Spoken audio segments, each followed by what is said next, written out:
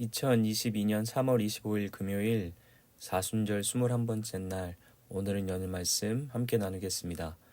사도신경으로 신앙 고백 드리겠습니다. 나는 전능하신 아버지 하나님 천지의 창조주를 믿습니다. 나는 그의 유일하신 아들 우리 주 예수 그리스도를 믿습니다. 그는 성령으로 잉태되어 동정녀 마리에게서 나시고 본디오 빌라도에게 고난을 받아 십자가에 못 박혀 죽으시고 장사된 지 사흘 만에 죽은 자 가운데서 다시 살아나셨으며 하늘에 오르시어 전능하신 아버지 하나님 우편에 앉아 계시다가 거기로부터 살아있는 자와 죽은 자를 심판하러 오십니다.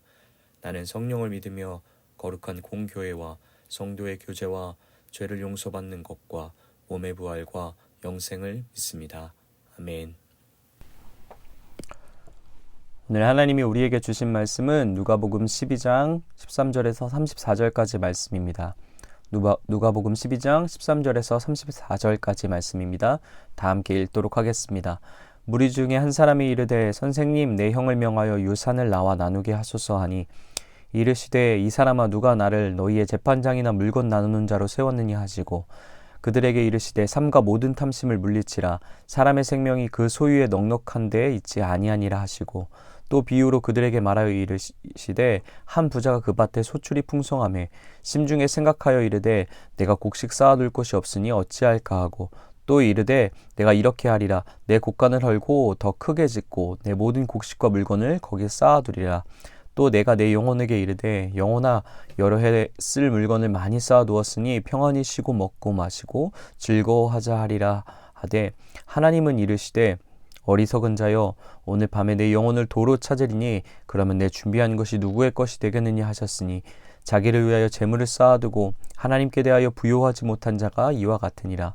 또 제자들에게 이르시되 그러므로 내가 너희에게 이르노니 너희 목숨을 위하여 무엇을 먹을까 몸을 위하여 무엇을 입을까 염려하지 말라.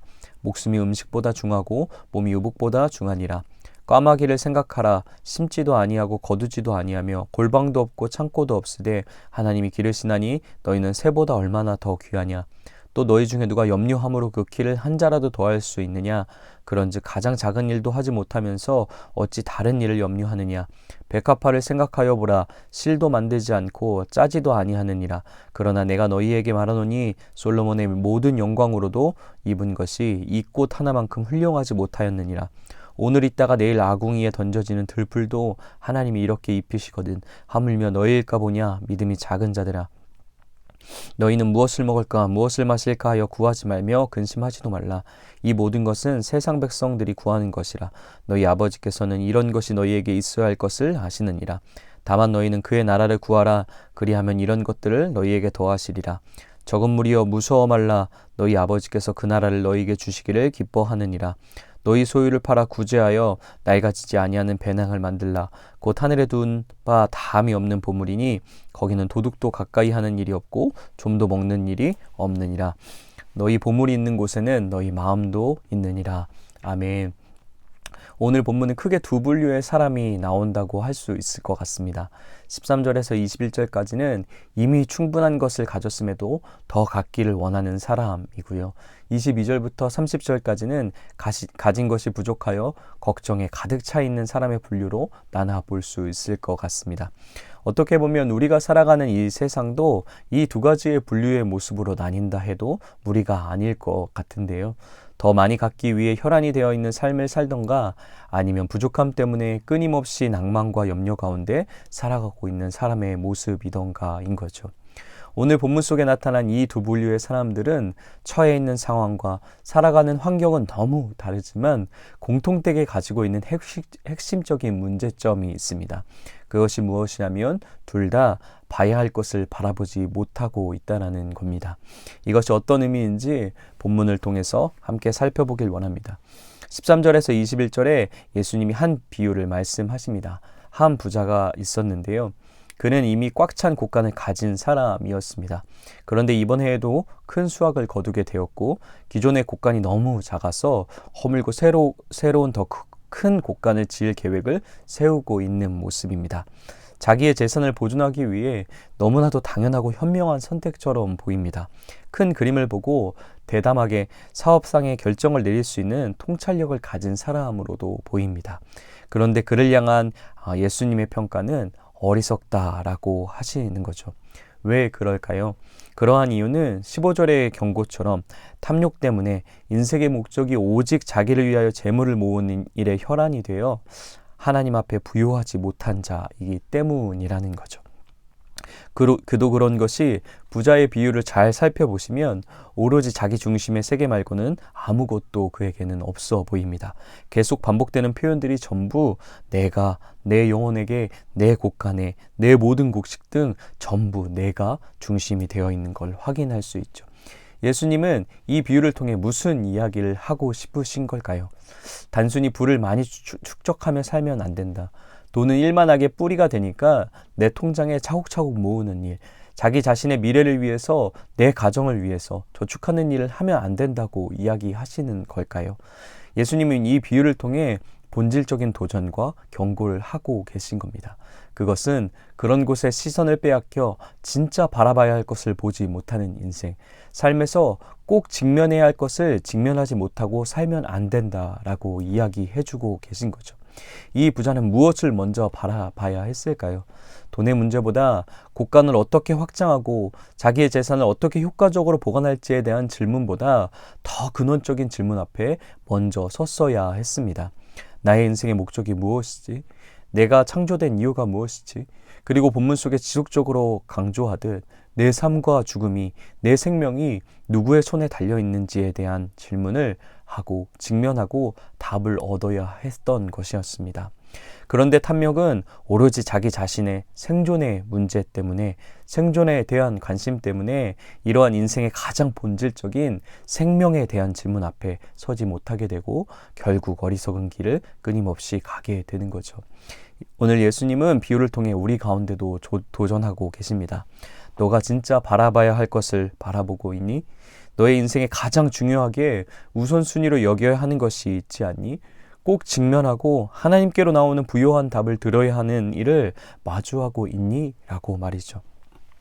장로교 표준교리를 가르치는, 장로교에서 가르치는 표준교리를 보여주는 웨스터민스터 소요리 문답에 보면 가장 첫 번째 질문이 사람이 제일 되는 목적이 무엇입니까? 라는 삶의 근본의 문제를 삶의 근본을 묻는 질문 앞에 서도록 합니다.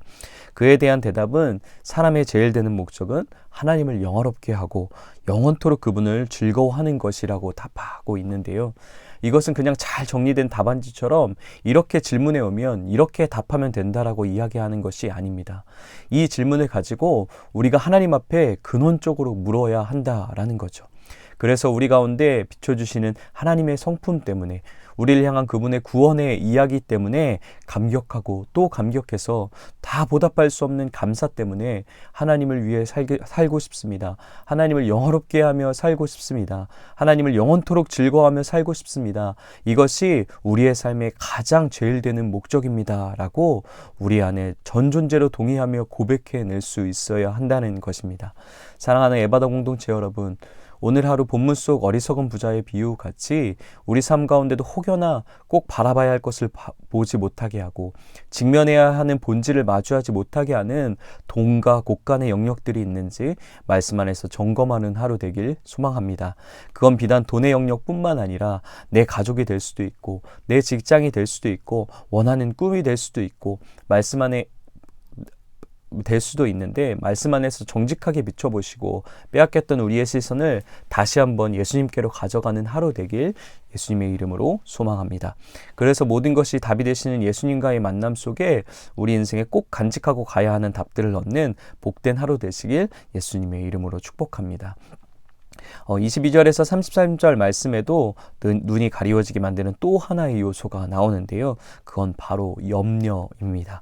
앞에서 나온 부자와 전혀 다른 삶의 모습이지만 부족함에서부터 오는 염려도 진짜 바라봐야 할 것들을 보지 못하게 하고 있는 것입니다.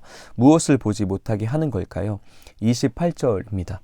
오늘 있다가 내일 아궁이에 던져지는 들불도 하나님이 이렇게 입히시거든 하물며 너희일까 보냐 믿음이 작은 자들아 아멘. 그건 다름 아닌 하나님이 끊임없이 우리를 돌보시고 계시다는 사실을 보지 못하게 하는 거죠. 22절입니다. 또 제자들에게 이르시되 그러므로 내가 너희에게 이르노니 너희 목숨을 위하여 무엇을 먹을까 몸을 위하여 무엇을 입을까 염려하지 말라. 아멘. 예수님이 제자들에게 이야기하십니다. 그러면서 24절에 생생한 자연의 예시를 들으며 이야기해 주시죠. 봐라, 까마귀나 백합화나 심지어 들에 자라는 풀들도 하나님이 돌보셔서 어떤 노력도 하지 않고 잘 자라고 있단다.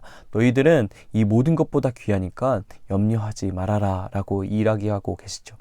그런데 우리의 염려는 이처럼 하나님이 창조주 되시고 그래서 모든 만물을 그의 주권대로 돌보고 공급하신다는 사실을 보지 못하게 하는 거라는 거죠. 그분의 돌봄의 손을 발견하지 못하게 하는 겁니다.